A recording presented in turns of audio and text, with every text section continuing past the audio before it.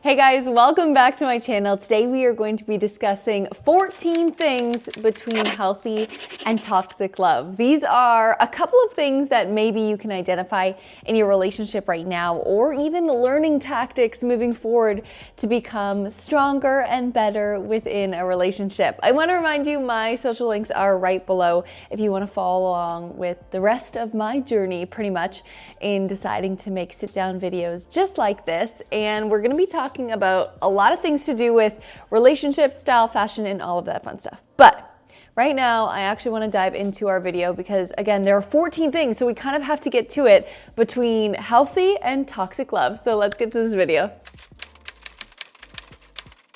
First, when reading the title, you're like, okay, differences. So we're going to be talking about this versus that. And that's pretty much where we are going to start. So obviously having a healthy relationship, we are talking about one that functions, one that works, one that you want to be in when you are in it. Besides that, we are also going to be talking about maybe toxic things that not even you, but also your partner may be bringing into your relationship. And this is a red flag or an identifier that there is work to be done. For myself, I sat down during a relationship with a counselor and talked through these 14 things. And I found that they really helped me identify where I was personally, and then as well where my partner was within our relationship too. And I feel like it just helped me make the decision at the end of the day whether this is something I wanted to continue on with or something that it was okay to let go of. So the first thing deciding between whether you're in a healthy versus a toxic relationship is this. In a healthy relationship, we are looking for the development of self-priority first. So are you bringing your best self into a relationship? Or on the toxic side of things, are you completely obsessed with the relationship? Like you can't even really live your own life on your own kind of terms. And the same thing goes as well for your partner. Are they obsessed with your relationship? Do they have an identity outside of the relationship? Do they take self-priority and self-love first and foremost before entering into a partnership? That's something you can identify first off between healthy and toxic love. So this next one is kind of similar. So in a healthy, loving relationship, there's room to grow, there's room to become, and there is room to be a better you. But in a toxic relationship, the security comes from the comfort of knowing that you're in a partnership. And then as well, the comfort in sameness, like you have to be doing the same things at all times and you feel insecure if you don't do those things. And being intense and being together in a relationship and being seen as that relationship and identifying as that is actually something that shows you a proof of love. And that's really just born out of fear and insecurity. So the second one is basically, is there room to grow? Is there a desire to grow and be better and be stronger as self? Or is there insecurities within not being seen and identified as a duo? Oftentimes, this side of toxic love can kind of be bred out of the fear of loneliness, because you fear that if this person is off growing and becoming, you are going to be left by the wayside. But at the end of the day, we should all be wanting to grow and get better and really push each other forward into being the best version of ourselves versus breeding the insecurity that is fearing this person will leave us. Number 3 is one that I think a lot of us see friends go through. So number 3, in a healthy relationship, you are able to foster, hold, and breed new relationships, strong relationships, whether that be with friends, family, or whoever outside of your romantic relationship. And obviously the toxic side of this is that it's just intense. The only relationship that you hold close to your heart is actually the relationship that you're in. Forget friends, forget family, you are mine now. That's a pretty toxic way of being. We are people, we're all humans. We all need to have relationships with friends and family outside of our actual romantic relationship to make it work, to live a happy, full, whole life. So, is this basically a limit of a social life? Is it neglect to old friends and interests too at that? And when I say we've all kind of had those friends, we've all had those friends where when they're in a relationship, they are gone. And that's not necessarily a healthy way of living. But if those are all still very strongly involved and those relationships can remain strong, that is the sign of a healthy relationship. Number 4 is actually expanding and securing your own worth. So what does this mean? Basically, at the end of the day, you have to know your own worth, and your partner as well needs to know that too. But expanding and trying new things is only going to make you better. And being in a healthy relationship, the person who wants you to do those things for yourself is in a healthy mode and definitely wants to see you grow as a person. However, in a toxic relationship, preoccupation with the idea that your partner could change is actually quite toxic.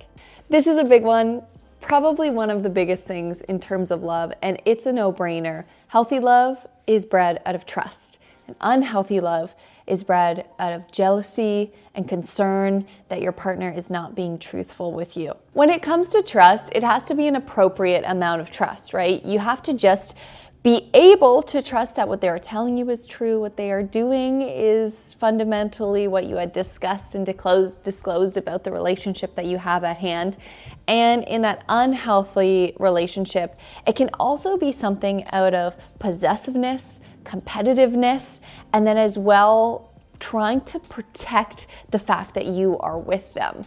Jealousy is one of those things that I always find interesting when talking about relationships, because I remember talking to a girlfriend who felt more comfortable if her boyfriend felt a little bit jealous.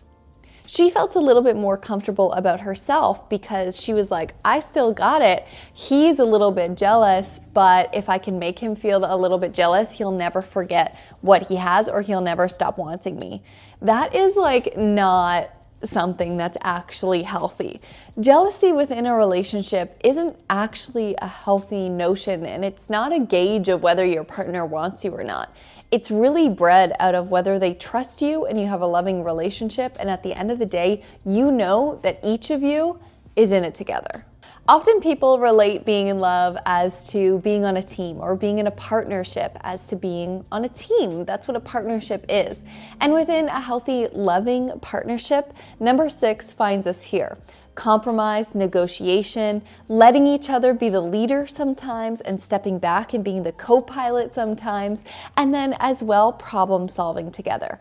Being able to compromise and communicate and talk and problem solve together is probably one of the best things. You know, when you're watching a game show or something like that, if this couple can compromise and problem solve together, you know they are going to win. However, we start losing the moment that we bring in toxic notions of power plays and being in control and having the one up on our partner. I think a lot of us have been in relationships where there has been a bit of a power struggle. And at the end of the day, one thing that you learn more than anything when it comes to being in a healthy relationship is that should never be the case. And a scoreboard, if that's put on your relationship, it's never going to amount to anyone actually winning. Because what's the point in winning in a relationship? Because if you win over another person, you're not actually in a partnership anymore. You're just in a competition. Power plays as well can come in the way of being a passive or aggressive manipulator. And we're going to talk a little bit more about passive-aggressive, assertive and aggressive. But when we have passive and aggressive people, sometimes they are able to manipulate a scenario to quote unquote win.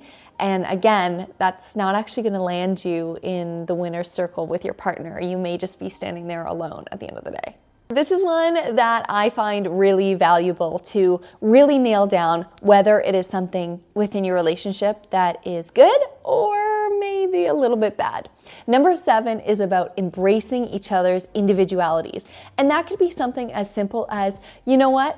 I feel like I need to dye my hair pink today because that's just what I need to do, and that would be me living my truth and living my best life. If my partner is kind of unable to embrace my individualities and I feel that at the end of the day, this is something I need to do, this is someone I need to be, this is how I need to dress, that needs to be something that maybe they can understand, or we can compromise on it and kind of discuss that. But at the end of the day, that's you and that's your decision. And embracing each other's individuality is where the true amazing part of life comes, because You're being yourself within a partnership. However, it can become toxic the moment that you try and change them or their image or your own to suit yourself to be with someone.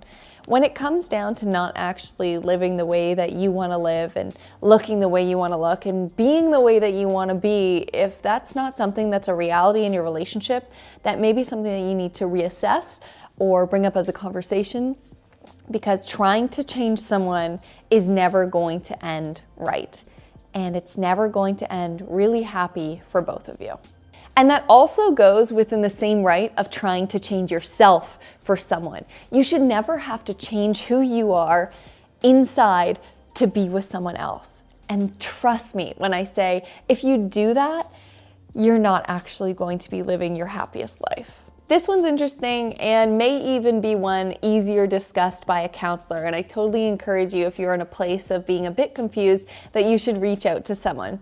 So this notion is number 8, and a relationship that deals within reality versus a relationship that deals within delusion and avoidance, just to avoid the unpleasant. And delusion as well is a little bit different than that. This is something that I struggled with, actually opening up a little bit to you.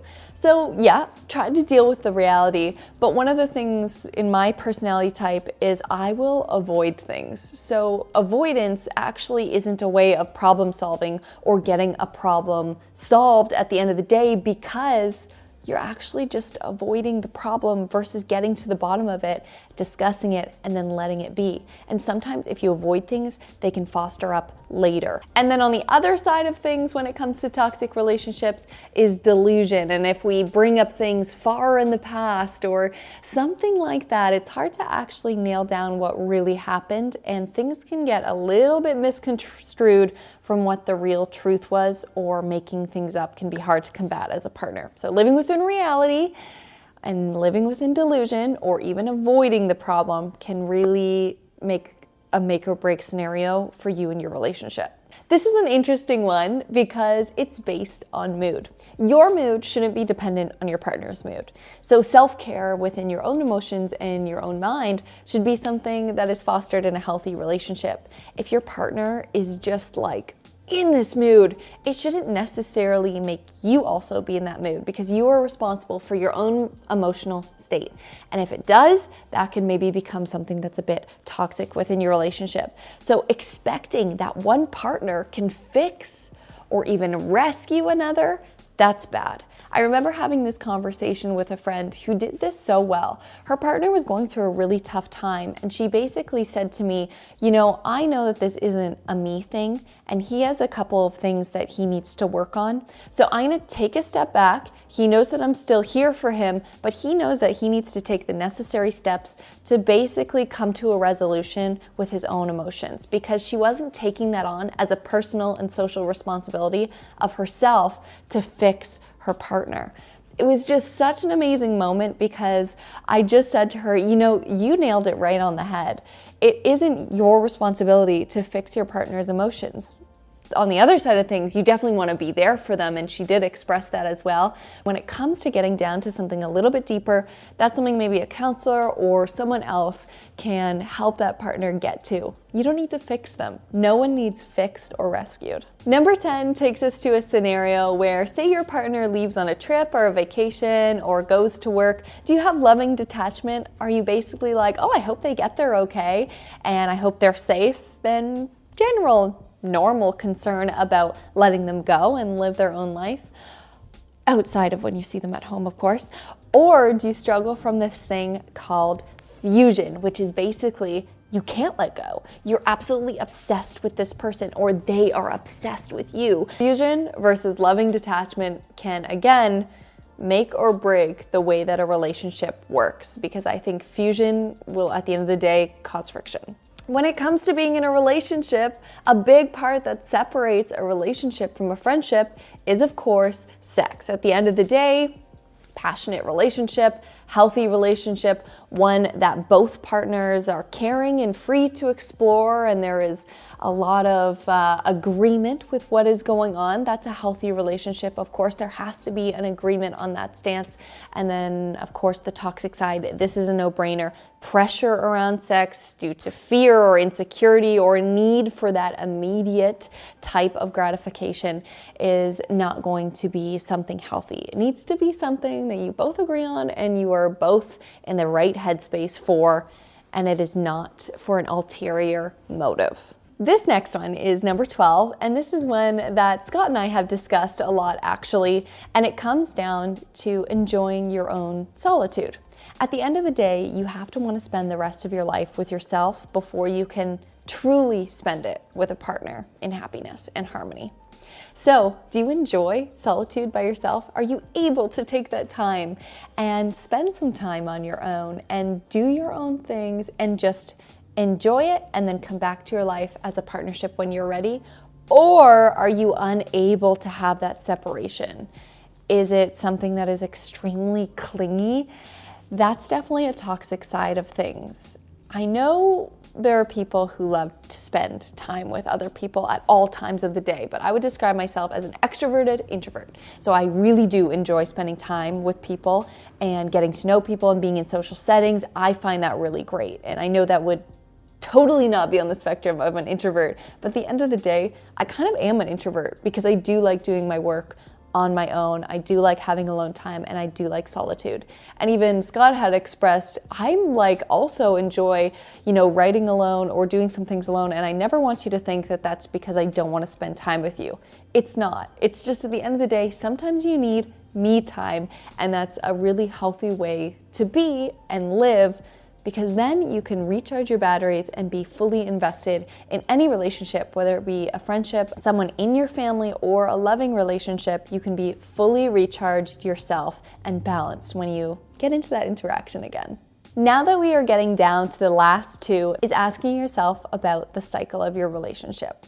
Do you live a cycle of contentment and comfort, or do you live in a cycle of pain and despair?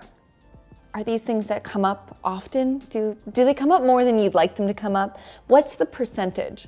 There's this one story as well. I was talking to one of my best friend's sisters, and she was saying she was once in a relationship that was much 60-40.